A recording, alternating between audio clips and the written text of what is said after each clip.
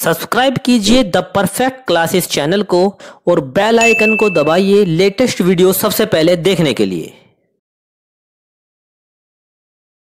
Hello students, आपके channel the perfect classes में आप सभी का स्वागत है। शिक्षा निदेशालय राष्ट्रीय राजधानी क्षेत्र दिल्ली की वर्कशीट नंबर 5 डिस्कस कर रहे हैं बच्चों। क्लास 8 की वर्कशीट है, विषय गणित है। 2 अगस्त 2021 की वर्कशीट है।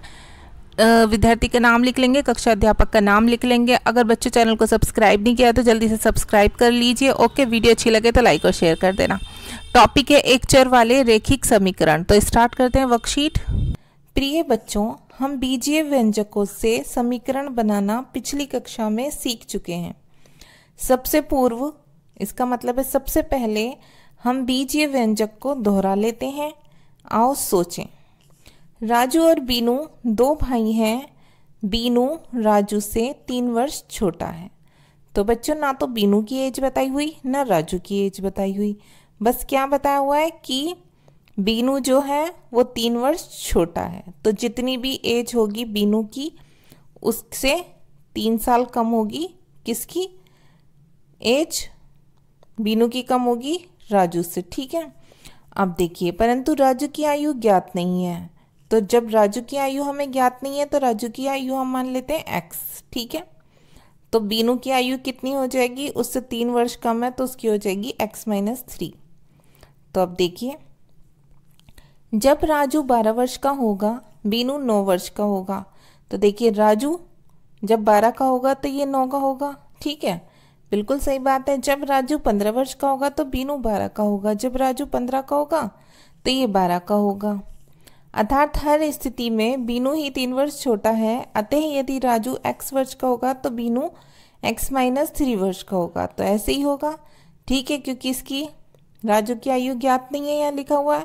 और जिसकी आयु ज्ञात नहीं होती, जिसकी हमें निकालनी होती है, उसकी क्या होती है, हम x मान लेते हैं। तो अगर हमें राजू की आयु पता चल गई तो बीनू की ऑटोमेटिकली पता चल जाएगी, उसमें से हम 3 साल घटा देंगे। ठीक है बच्चों, अब देखिए, याद रहे x एक अचर राशि है जिसका प्रयोग हम किसी भी स्थिति में संबंध दर्शाने के लिए करते हैं। हम x के स्थान पर कुछ भी मान सकते हैं। हम उसे l भी मान सकते हैं, p भी, m, t, y, z आदि को भी हम अचर राशि ले सकते हैं। कि ज़रूरी नहीं आप किसी की आयु आपको ज्ञात नहीं है तो आप x ही माने, आप l भी, p भी, m भी कुछ भी मान सकते हैं बच्चों। ठीक है, आइए एक स्थिति की विभिन्न तरीकों पर चर्चा करते हैं। अब देखिए, कथन 1 कथन 2 में क्या डिफरेंस है देखते हैं। सरिता के पास अमीना से 10 कंचे अधिक हैं। सरिता के पास 10 कंचे अधिक है, मतलब अमीना से। अब अमीना के पास कितने कंचे? जितने भी कंचे सरिता के पास उससे 10 अधिक हैं। तो इस बात को हम कैसे लिखेंगे? अब मान लो अमीना के पास कितने कंचे हमें पता नहीं, तो हमने मान लिया x कंचे हैं। ठीक है, ये अचर रूप हो गया। अब सरिता के पास हमें पता है 10 अधिक है, तो हम x+10 कर देंगे। सरिता के पास 10 कंचे अधिक हैं, x+10 कंचे हैं, तो ये इसे क्या बोलते हैं बच्चों? इसे बोलते हैं व्यंजक रूप। अब कथन 2 में क्या है? सरिता के पास कुल 20 कंचे हैं जो अमीना से 10 अधिक हैं। ठीक है, अब देखिए, अमीना के पास कितने कंचे हैं? x। ठीक है, सरिता के पास x+10 कंचे हैं, ये व्यंजक रूप है। अब हमें इसे समीकरण रूप में कैसे लिखेंगे? x+10 = 20, ये समीकरण रूप हो गया। ठीक है बच्चों, अब देखिए, उपरोक्त स्थिति में सरिता के पास कुल 20 कंचे हैं जो अमीना से 10 अधिक हैं, जिसे हमने समीकरण रूप में व्यक्त किया है। ठीक है, समीकरण रूप में इसे कैसे लिखेंगे? ऐसे करके, इसमें x चर हो गया, x+10 रैखिक व्यंजन हो गया, और = का ये समता का चिन्ह है, बराबर का। आओ समीकरण को समझें। एक समीकरण की पहचान बराबर अर्थात समता के चिन्ह से होती है। जिसमें बराबर का चिन्ह हो वो समीकरण। हम चर का प्रयोग करके रैखिक व्यंजनों से समीकरण बनाते हैं। हमें उसमें चर भी होना चाहिए, x, y, z जो भी चर दिया हो। ठीक है बच्चों, अब समीकरण में क्या होता है? बायां पक्ष बराबर दायां पक्ष होता है, मतलब left hand side = right hand side. ठीक है, अब x जितना भी है उसमें 10 प्लस करेंगे तो कितना हो जाएगा 20। अब x 10 है मान लो, अब उसमें प्लस 10 कर देंगे तो 20 हो जाएगा।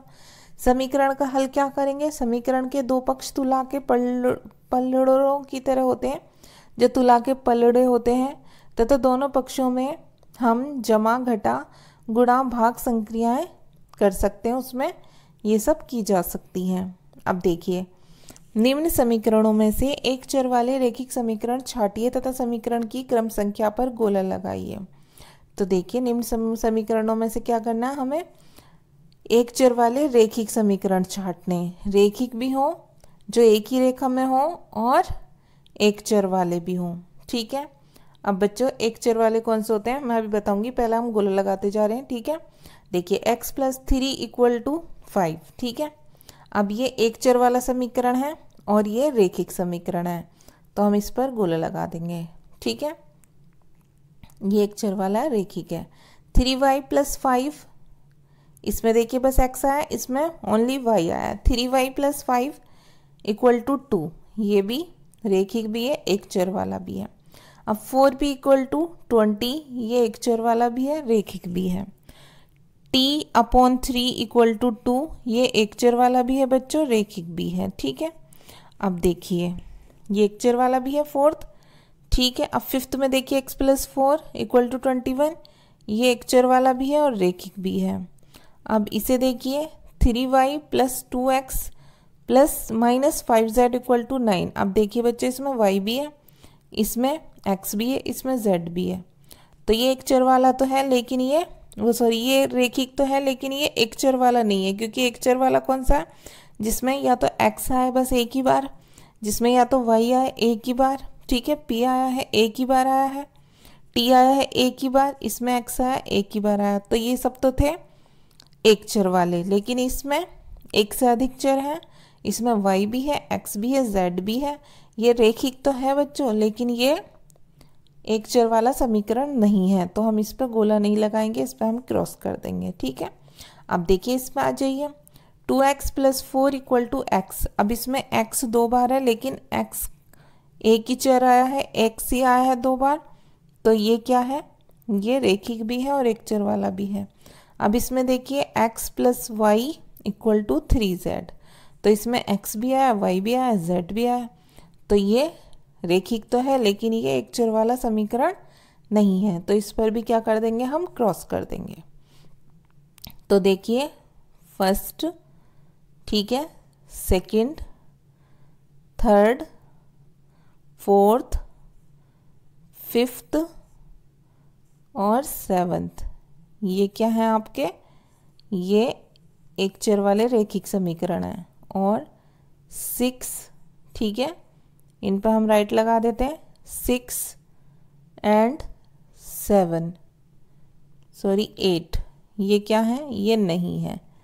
ठीक है, 6 और 8 नहीं है, तो हमने इस पर ये 6 और ये 8, ये नहीं है एक चर वाले रेखिक समीकरण। ठीक है, बाकी first, second, third, fourth, fifth और सेवंथ, ठीक है, ये सब एक चर वाले रेखिक समीकरण हैं। तो आई होप आपको अच्छे से अपना आंसर पता चल गए होंगे। ओके बच्चों, अगर आपको मेरी वीडियो अच्छी लगी है तो प्लीज़ मेरी वीडियो को लाइक कीजिए, शेयर कीजिए, हमारे चैनल को सब्सक्राइब कीजिए। Thanks for watching.